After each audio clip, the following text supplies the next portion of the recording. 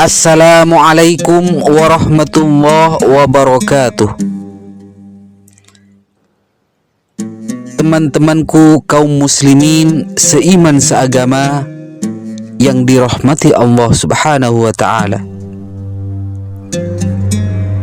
Pada episode kali ini saya masih akan membahas seputar sahabat Nabi Muhammad SAW, yang dengannya kita bisa mengambil manfaat dan hikmah yang sangat luar biasa.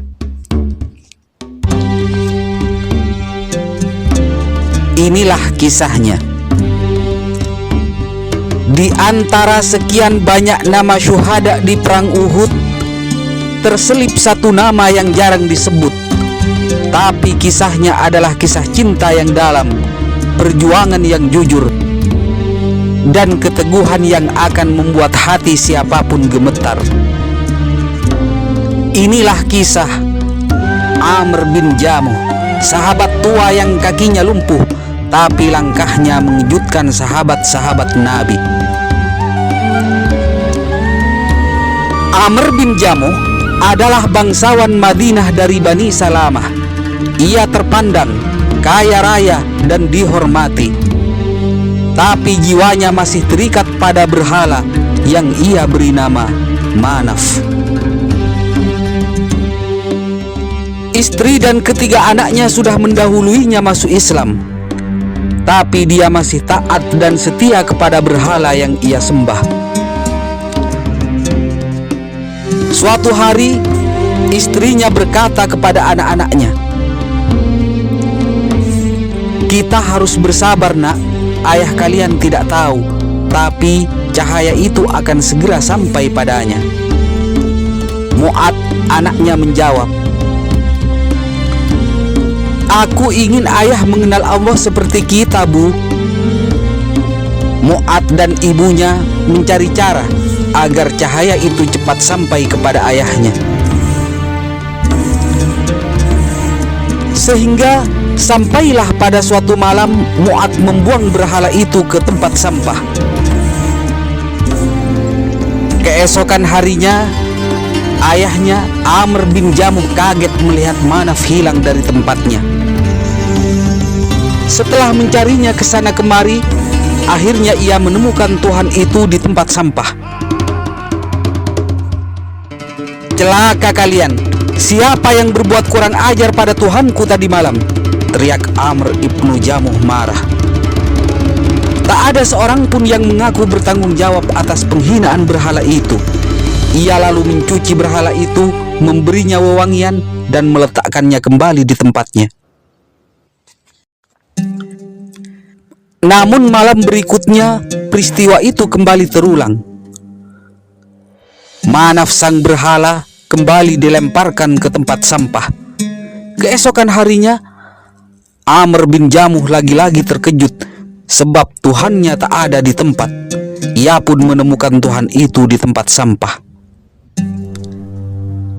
"Celaka kalian, siapa yang berbuat kurang ajar pada Tuhanku tadi malam?" Amr bin Jamuh makin marah. Ia mulai kesal karena merasa dipermainkan. Ia tak ingin Tuhannya dihina lagi. Akan tetapi Amr mulai goyah dan ia bicara pada berhala itu, "Jika kau benar-benar Tuhan, kenapa kau diam saja saat dihina seperti ini?"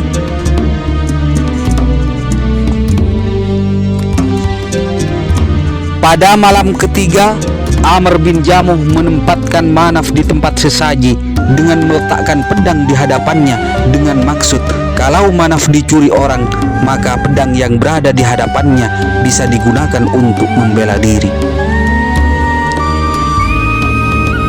"Jika engkau membawa kebaikan, lindungilah dirimu dengan pedang ini," kata Amr bin Jamuh tanpa jawaban apapun dari berhala itu. Keesokan harinya, Amr bin Jamuh yang kembali kehilangan Tuhannya segera mencarinya. Ia menemukan Manaf di tempat yang sama.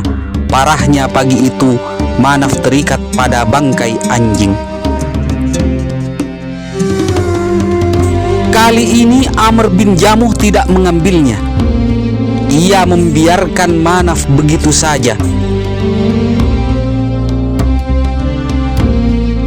Bermula dari kejadian itu, Amr bin Jamuh berkata, "Kalau kau Tuhan, engkau tidak akan terikat pada bangkai anjing seperti ini. Kalau kau tidak bisa melindungi dirinya sendiri, bagaimana engkau dapat melindungi orang lain?" Seketika itu juga Amr bin Jamuh masuk Islam. Amr bin Jamuh menghadap Rasulullah. Ia menangis dan mengucapkan 2 kalimat syahadat dengan sepenuh jiwanya. "Aku telah hidup dalam kebodohan ya Rasulullah. Apakah Allah akan menerima aku yang datang terlambat?" Rasulullah menjawab dengan lembut, "Tidak ada keterlambatan untuk yang tulus, wahai Amr. Walau sudah tua dan pincang, Amr tidak pernah ketinggalan majelis Nabi. Ia mencintai Islam dengan seluruh waktunya yang tersisa." Amr tidak lagi berjalan, tapi hatinya terbang lebih tinggi dari kita semua, kata seorang sahabat. Ketika kaum muslimin bersiap berangkat menuju laga perang Badar, Amr bin Jamuh hendak bergabung. Namun karena keterbatasan fisiknya, kakinya yang pincang itu, ia ditolak dan diseru agar dia pulang ke rumahnya. Dan inilah yang membuatnya menderita karena tidak bisa ikut berjihad di jalan Allah. 1 tahun kemudian, ketika kaum muslimin hendak berangkat menuju ke laga perang Uhud, lagi-lagi Amr bin Jamuh memaksa bergabung dalam peperangan tersebut. Anaknya berkata, "Ayah, kau tidak bisa bertempur. Kakimu. Apakah kalian ingin menghalangi aku dari surga?" Balas Amr. Akhirnya Amr menemui Rasulullah SAW. "Ya Rasulullah, izinkan aku. Aku ingin mati sebagai syahid. Aku ingin kaki yang pincang ini menjadi saksi di hari kiamat." Rasulullah memandangnya dan menangis. "Pergilah Amr, surga sudah menunggumu." Amr bin Jamuh masuk dalam barisan prajurit tempur kaum muslimin dalam perang Uhud. Dalam peperangan, Amr bin Jamuh menerobos barisan musuh. Tidak peduli tubuhnya tak sempurna, karena jiwanya telah sempurna dalam cinta kepada Rabb-Nya. Salah seorang prajurit berkata kepada Amr, "Wahai Amr, kita bertemu di dunia dengan cinta kepada Allah. Semoga besok kita bertemu lagi di surganya." Amr menjawab, "Insya Allah, bersamamu aku tidak takut mati." Setelah peperangan, ketika Rasulullah melihat jenazah Amr bin Jamuh, beliau berkata, "Aku telah melihat Amr bin Jamuh berjalan di surga dengan kakinya yang telah Allah sembuhkan." Inilah yang membuat para sahabat iri. Amr bin Jamuh adalah lelaki pincang, tapi lebih cepat masuk surga. Kaki yang lumpuh di dunia telah Allah luruskan di surga. Cacat di dunia, tapi sempurna di hadapan Rabb-Nya. Amr bin Jamuh bukan pahlawan perang, bukan pula seorang panglima, tapi cintanya kepada Allah dan kerinduan untuk mati syahid membuat langit bersujud menyambutnya. Lalu bagaimana dengan kita? Dengan tubuh sehat dan waktu yang luas, sudah sejauh mana melangkah menuju Allah Subhanahu wa Ta'ala? Demikianlah kisah Amr bin Jamuh.